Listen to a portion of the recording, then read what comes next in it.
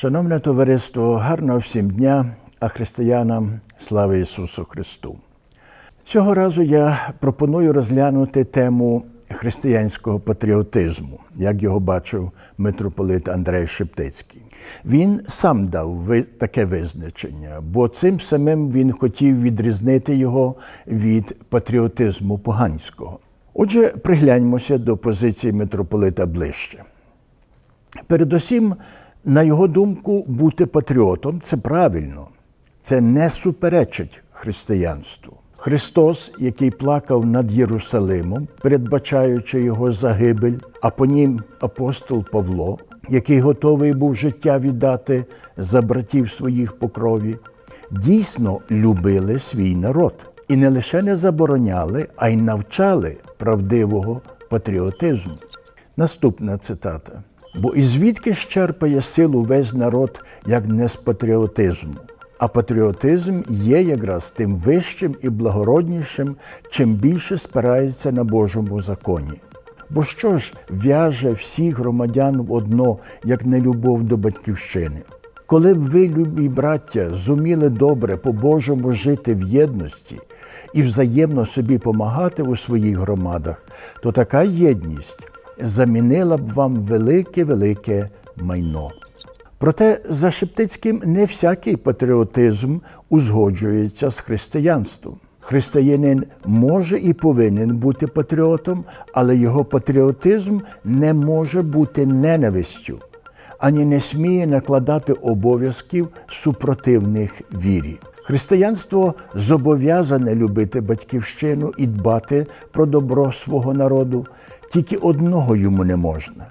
Не можна йому навіть під прикриттям патріотизму ненавидіти, а ще більше кривдити іншого. Я не знайшов у Шептицького жодного висловлювання, яким би він виправдовував ненависть до людини чи народу. Можна знайти вислів «ненависть до гріха», але це щось зовсім інше. Тому ненависть стає для митрополита головним лакмусовим папірцем, за яким він визначає характер патріотизму. Поганський патріотизм – це любов до своїх, поєднана з ненавистю до всіх інших. А християнська любов до батьківщини, обіймаючи всіх людей, єднає християн із супротивниками та ворогами і дає патріотизмові ту підставу, якої треба, а саме навчає тієї єдності. Християнський патріотизм не проявляється і не може проявлятись у нас ніякою політикою та не може містити в собі ніякої ненависті до наших братів з іншого народу. Наш християнський патріотизм у тому одному, що свій народ український, любимо християнською любов'ю більше, ніж інші народи, та готові для нього віддати працю усього життя і саме життя. Ті самі думки знаходимо і в спільних пастирських посланнях митрополита Андрея та єпископату Галицької церковної провінції до духовенства та вірних. Само собою є ясним, що кожен патріотизм, який прибирає вид ненависті, є злим, згубним і нехристиянським. Але коли та ненависть звертається проти найближчих, проти людей з того самого села, то такий патріотизм стає дійсно чимось диявольським. Тоді рішучим обов'язком кожного священника є лагодити крайнощі, усмиряти ненависть, заохочувати і провадити до згоди й любові. Зрозуміло, що в прищепленні такого правильного християнського патріотизму слід починати з виховання наймолодших. Тому у своєму посланні про виховання молоді митрополит опонує таким вихователям, які, побоюючись занепаду патріотичного почуття у своїх вихованцях, намагаються скріплювати їхній патріотизм ненавистю до інших народів. щоб устерегти молодь перед такою небезпекою відступлення від українства.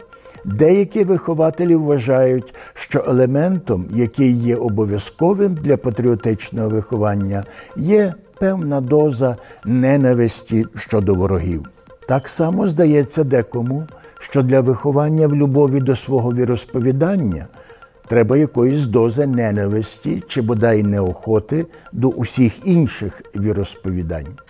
З такої фальшивої передумови мусить випливати і фальшивий висновок, що наука Євангелія про любов до ворогів заперечує любов до батьківщини і веде до якогось мрячного інтернаціоналізму, який мусить шкодити кожному народові. При таких поняттях людина відрікається Євангелія і по вуха поринає в багно поганства. Тут, як бачимо, міститься пересторога, яка надзвичайно актуальна для української освіти і сьогодні. Утім, митрополит не лише закликав до такого патріотизму інших, а й сам реалізовував його на практиці. На підтвердження цього висновку наведу одне місце з його послання до вірних з нагоди проголошення української держави, що постало 30 червня 1941 року в умовах нацистської окупації. Усі традиційно звертають увагу лише на те, що Шептицький вітає німецьку армію як визволительку. Проте не добачають того, які вимоги ставить він перед новопосталим українським урядом Ярослава Стецька. Від уряду, ним покликаного до життя, очікуємо мудрого, справедливого проводу громадян, який задовольнив би потреби і добро всіх замешкуючих край громадян, без огляду на те, до якого віросповідання, народності й суспільної верстви вони належать. Щоб оцінити значення цієї передумови, треба згадати, що ці слова були написані буквально в ті самі дні, коли євреї вже стали жертвами жорстоких погромів, а поляки сприймалися як одвічні вороги українців. І в час тих ураганів ненависті Шептицький формулює передумову визнання українського уряду, яка є фактично обґрунтуванням принципу політичної нації. І знову маємо ту саму особливість.